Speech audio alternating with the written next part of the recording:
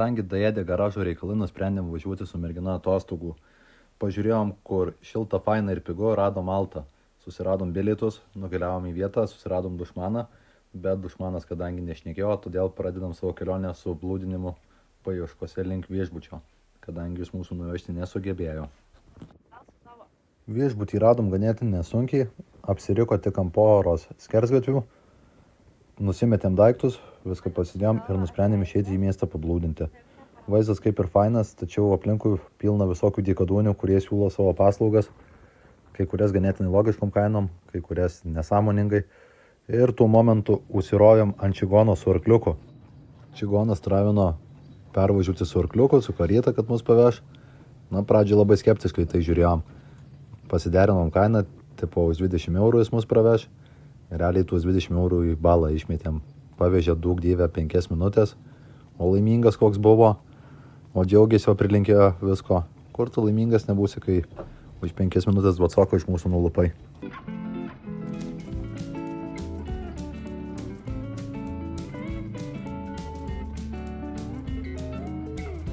Visai kitoks vaibas, kuomet atvarai prie jūros, šilta, faina, visai kitas klimatas. Iki oro uosto žingsniavome per pusnis, ganėtinai vėsų buvo. Čia 3 valandas nuskridus, rodo, visai kitas pasaulis randasi.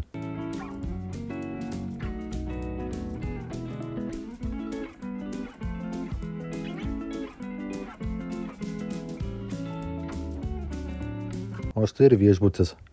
Viskas su juo faina, viskas smagu, o svarbiausia, kad buvo pusryčiai skaičiuoti. Vakare nieko įdomaus nenuveikėm, perėjom per miestą, nuėjom pažiūrėti į naktinę jūrą ir tiek, keliavom namo. Atsikėlus ryte vaizdas pro langą buvo baisiai fainas, iš karto nuotaika visai kita. Liūdnoji dalis yra ta, jog esu labai daug valgantis žmogus, tačiau visų atostogų metu valgyti nenorėjau. Tai ką, keliavom valgyti pusryčių, pavalgėm, įsiruošim keliauti į Kamino salą.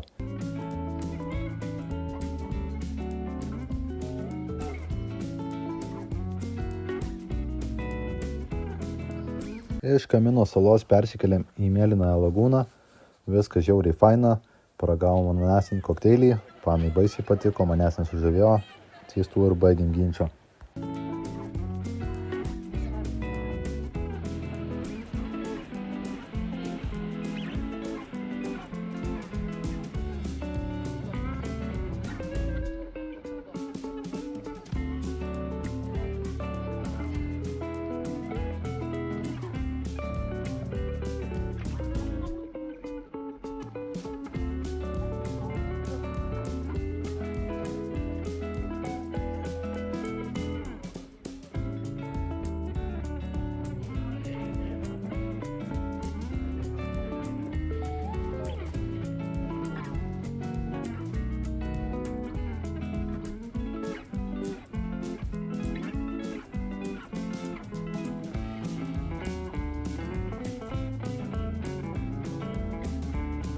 Čia pasakoti per daug nėra ką, plaukėm, žiūrėjom, dairėmės, faina, gražu, linksma.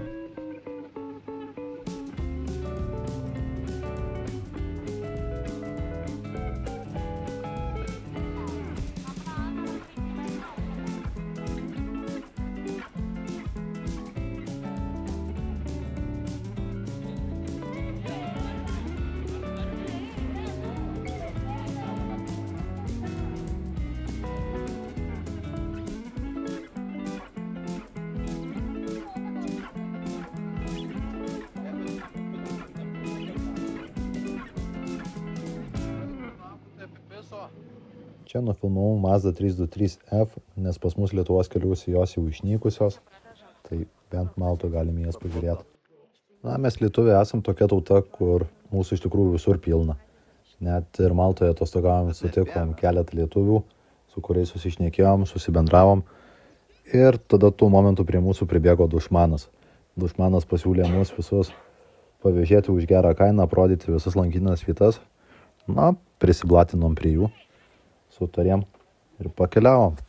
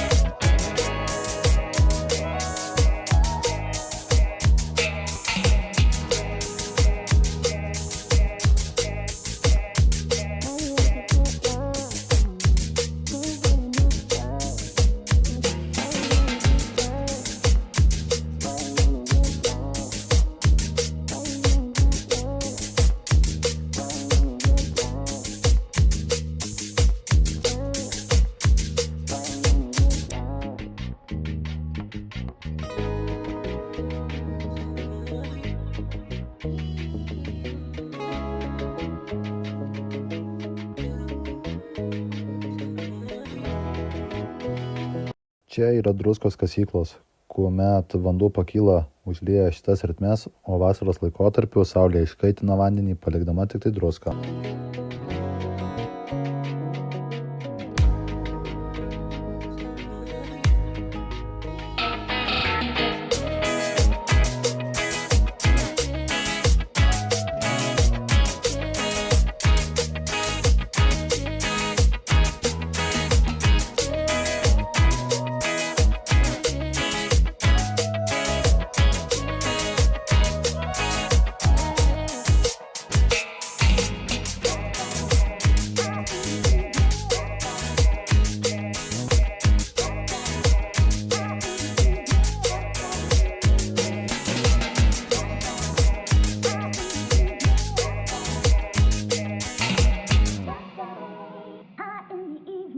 Ką verta paminėti, tai pas juos eismas yra kitoje pusėje. Su B kategorija gali vairuoti 125 kubų motocikliuką ir vairuoja jie siaubingai. Realiai posūkiai parlėkdami nestabdo, apypsina. Su Gabrielė pasiėmė motociklą pasivažinėti. Aš nelabai norėjau, bet Gabrielė sako, davai, imam. Melagis. Tai gerai, Melagis. pasirašiau. Melagis. Atvarėme į žvejų turgelį pasižiūrėti žuvies. Va, lavonėlis, laiveliai. Nežinom, ar parkingas mokamas ar ne, klausim pas užsieniečius, jie irgi nežino. Na, mes nusprendėm, kad ir mums nelabai rūpi, nusprendėm.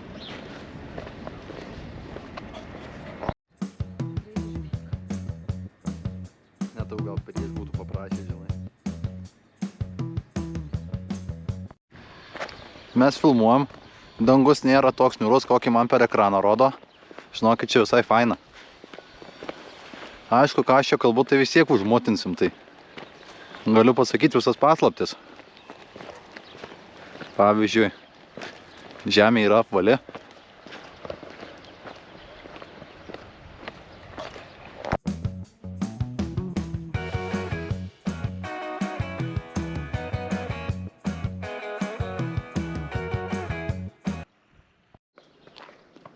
Atvarėm žiūrėti į bunkerį kažkokį. Giliau, matau, nesileisim, nes čia užpiltas neblogai jisai. Bumt. Žiūrėk, nu tai ten dar bunkeriukas. Neįsim ir ten. Neįsim, bet prasukom pažiūrėti.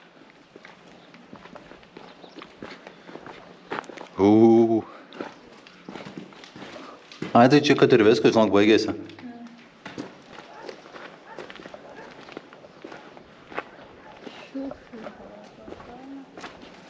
Keliaujam.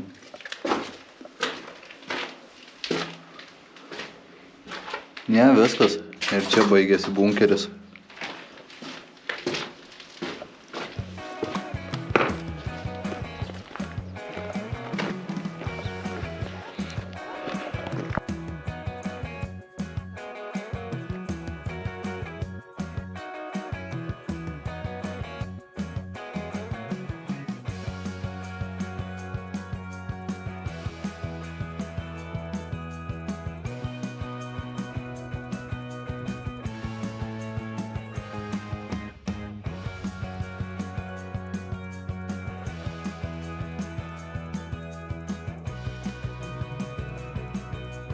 O šiaip Malta baisiai faina vieta, rekomenduoju aplankyti, viskas labai ten su jais čiotkai, venkite čigonų su jų arkliukais.